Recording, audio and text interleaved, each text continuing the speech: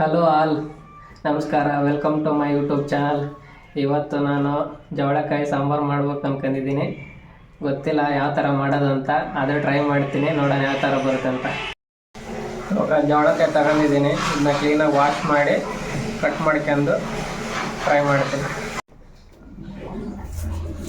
ಇವಾಗ ಈರುಳ್ಳಿನ ಕಟ್ ಮಾಡ್ತಾ ಇದ್ದೀನಿ. ಇವಾಗ ಸಣ್ಣ ಮೀಡಿಯಮ್ ಸ್ಲೈಸ್ ಥರ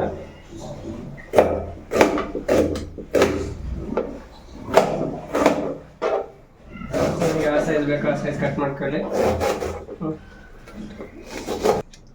ಇವಾಗ ಒಂದು ಮೀಡಿಯಮ್ ಸೈಜ್ ಟೊಮೆಟೊ ತಗೊಂಡು ಕಟ್ ಮಾಡ್ತಾ ಇದ್ದೀನಿ. ಒಂದು 5 ಮೆಣಸಿನ್ಕಾಯಿ ತಗೊಂಡಿದ್ದೀನಿ, ಅದನ್ನ ಕ್ಲೀನಾಗಿ ವಾಶ್ ಮಾಡಿ ಕಟ್ ಮಾಡ್ತಾ ಇದ್ದೀನಿ. ನಿಮಗೆ ಎಷ್ಟು ಬೇಕು ಅಷ್ಟು ಖಾರಕ್ಕೆ ನಿಮಗೆ ಎಷ್ಟು ಅಂತ ನೋಡ್ಕೊಂಡು ಹೆಚ್ಕೊಳ್ಳಿ. ಕರೆಕ್ಟ್ ಆಯ್ತಾ?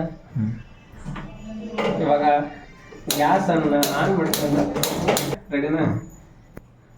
ಇವಾಗ ಗ್ಯಾಸನ್ನು ಆನ್ ಮಾಡ್ಕೊತ ಇದ್ದೀವಿ. ಗ್ಯಾಸನ್ನು ಆನ್ ಮಾಡ್ಕೊಂಡು ಮಾಡಿದ್ವಿ. ಇವಾಗ ಒಂದು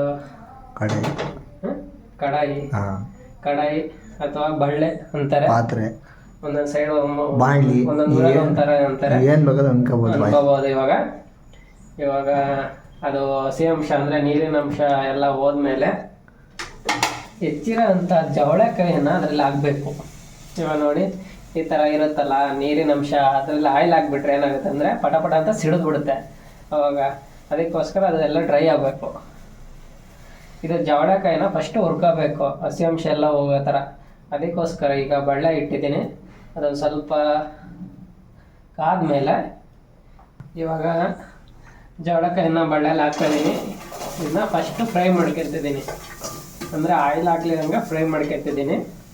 ಆಮೇಲೆ ಒಂದು ಸ್ಪೂನ್ ಹಾಕಿ ಆಯಿಲ್ನ ಫ್ರೈ ಮಾಡ್ಕೊತೀನಿ.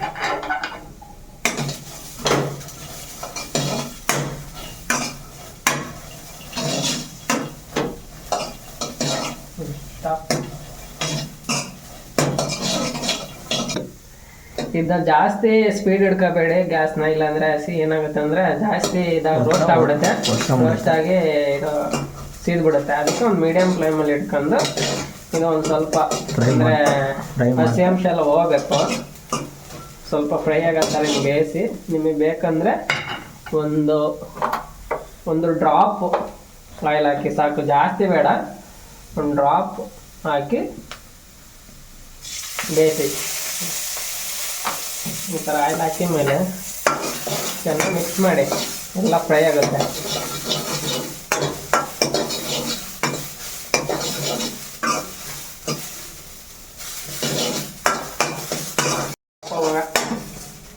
ರೆಡಿನಾ? ಈಗ ಜವಳಕಾಯಿ ಫ್ರೈ ಆಗಿದೆ. ಜವಳಕಾಯಿ ಫ್ರೈ ಆಗಿರೋದನ್ನ ನಾವು ಒಂದು ಪ್ಲೇಟಲ್ಲೇ ಎತ್ತಿಟ್ಕೊಳ್ಳೋಣ. ಜವಳಕಾಯಿ ಫ್ರೈ ಆಗಿರೋದನ್ನ ನಾವು ಒಂದು ಪ್ಲೇಟಲ್ಲಿ ಎತ್ತಿಟ್ಕೊತಿದ್ದೀನಿ. ಇವಾಗ ಅದೇ ಕಡಾಯಿಗೆ ಸ್ವಲ್ಪ ಎಣ್ಣೆ ಹಾಕ್ತೀನಿ. ಎಣ್ಣೆ ಹಾಕಿ ಸ್ವಲ್ಪ ಕಾಯಿ. ಇವಾಗ ಎಣ್ಣೆ ಒಂದು ಸ್ವಲ್ಪ ಕಾದ್ಮೇಲೆ ಸಾಸಿವೆ ಜೀರಿಗೆ ನಾವು ಮಿಕ್ಸ್ ಮಾಡಿ ಇಟ್ಕೊಂಡಿದ್ದೀವಿ. ಸ್ವಲ್ಪ ಸಾಸಿವೆ ಜೀರಿಗೆನ ಹಾಕೋಣ. ಮೀಡಿಯಮ್ ಫ್ಲೇಮ್ ಇಟ್ಕೊಳ್ಳಿ, ಇಲ್ಲಾಂದರೆ ಸೀದ್ಬಿಡುತ್ತೆ. ಸಾಸಿವೆ ಜೀರಿಗೆ ಹಾಕಿದ್ದೀವಿ ಇವಾಗ ಒಂದು ಮೀಡಿಯಮ್ಮು. ಇದಾದಮೇಲೆ ಆನಿಯನ್ ಹಾಕ್ತಾಯಿದ್ದೀವಿ.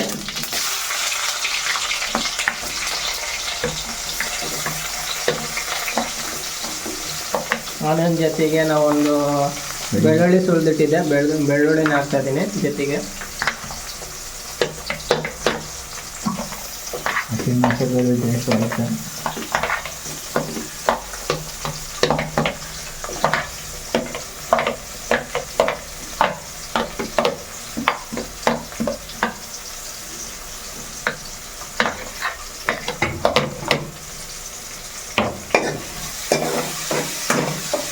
ಈಗ ಆನಿಯನ್ನ ಫ್ರೈ ಮಾಡ್ತಾ ಇದ್ದೀನಿ. ಇವಾಗ ಆನಿಯನ್ನ ಸ್ವಲ್ಪ ಮೀಡಿಯಮ್ ಫ್ಲೇಮಲ್ಲಿ ಹಿಡ್ಕೊಂಡು ಬೇಯಿಸಿ, ಅದು ಹಸಿ ವಾಸನೆ ಎಲ್ಲ ಹೋಗ್ಬೇಕು. ಹಸಿ ವಾಸನೆಯಾಗಿ ಒಂದು ಬ್ರೌನ್ ಕಲರ್ ಬರುತ್ತೆ. ಬ್ರೌನ್ ಕಲರ್ ಬಂದ ಮೇಲೆ ನೀವು ತೆಗಿಬೇಕು. ಈ ಥರ ಚೆನ್ನಾಗಿ ಮಿಕ್ಸ್ ಮಾಡ್ಕೊಳ್ಳಿ. ಬೆಳ್ಳುಳ್ಳಿನೂ ಅಷ್ಟೇ ಜಾಸ್ತಿ ಫ್ರೈ ಮಾಡಬೇಡಿ, ಸೀದ್ಬಿಡುತ್ತೆ.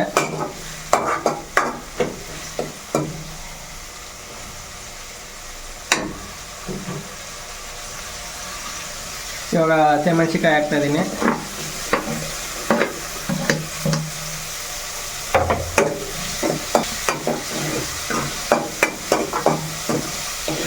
ಚೆನ್ನಾಗಿ ಮಿಕ್ಸ್ ಮಾಡ್ತಾ ಇದ್ದೀನಿ.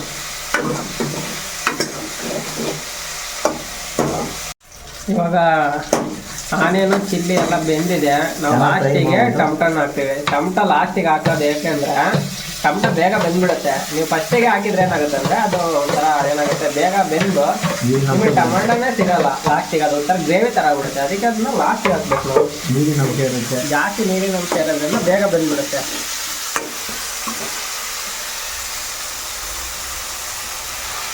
ಈಗ ಎಲ್ಲ ಮಿಕ್ಸ್ ಮಾಡ್ತಾ ಇದ್ದೀನಿ ಚೆನ್ನಾಗೆ.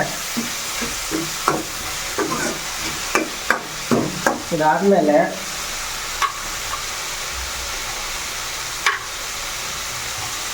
ನಾವು ಫಸ್ಟಿಗೆ ನಾವು ಫ್ರೈ ಮಾಡಿ ಇಟ್ಕೊಂಡಿದ್ದೀವಲ್ಲ ಜವಳೆಕಾಯಿ, ಅದನ್ನ ಲಾಸ್ಟಿಗೆ ಹಾಕ್ತಾ ಇದ್ದೀನಿ.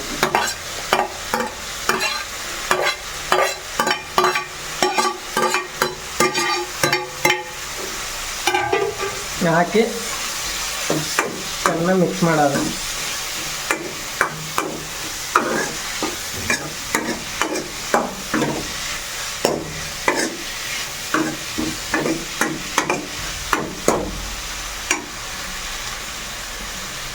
ಈಗ ಸಾಲ್ಟ್ ಹಾಕ್ತಿದ್ದೀನಿ, ಉಪ್ಪು ನಿಮಗೆ ಎಷ್ಟು ಬೇಕಷ್ಟು ರುಚಿಗೆ ತಕ್ಕಷ್ಟು ಹಾಕಿ. ನಾನು ಒಂದು ಮೀಡಿಯಮ್ ಒಂದು 1.5 ಸ್ಪೂನ್ ಹಾಕ್ತೀನಿ.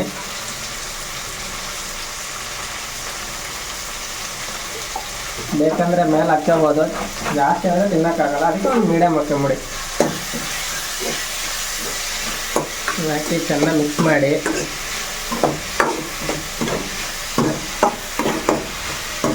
ಅದಾದಮೇಲೆ ನಾವು ಮಸಾಲ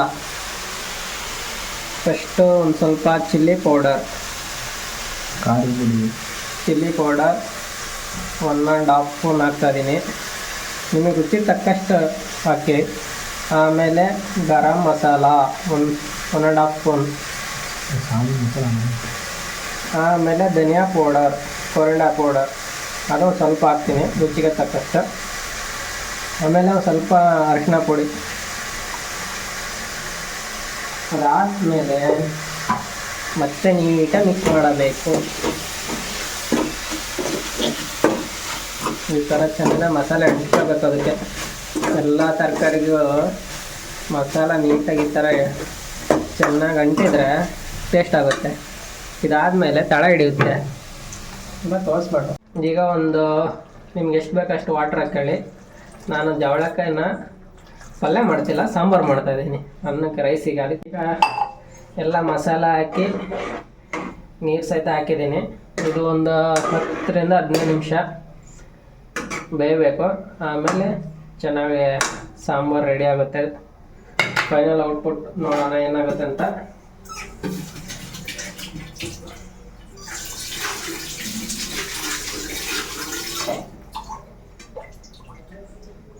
ಇದನ್ನ ಕ್ಯಾಪ್ ಹಾಕಿ ಮುಚ್ಚಿಬಿಡಿ, ಒಂದು ಪ್ಲೇಟ್ ಇಟ್ಟು. ಫೈನಲಿ ಜವಳಕಾಯಿ ಸಾಂಬಾರು ರೆಡಿ ಆಗಿದೆ ನೋಡಿ. ಈ ಥರ ಆಗಿದೆ. ಆಫ್ ಮಾಡ್ತಾ ಇದ್ದೀವಿ ಇವಾಗ.